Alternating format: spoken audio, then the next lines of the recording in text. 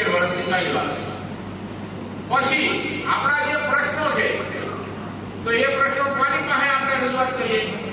તો કે જે સત્તામાં બેઠા છે એની પાસે, જેની પાસે પાવર છે, જેની પાસે સત્તા છે, એની પાસે આપણા પ્રશ્નોની આપણે રજૂઆત કરવાના છે.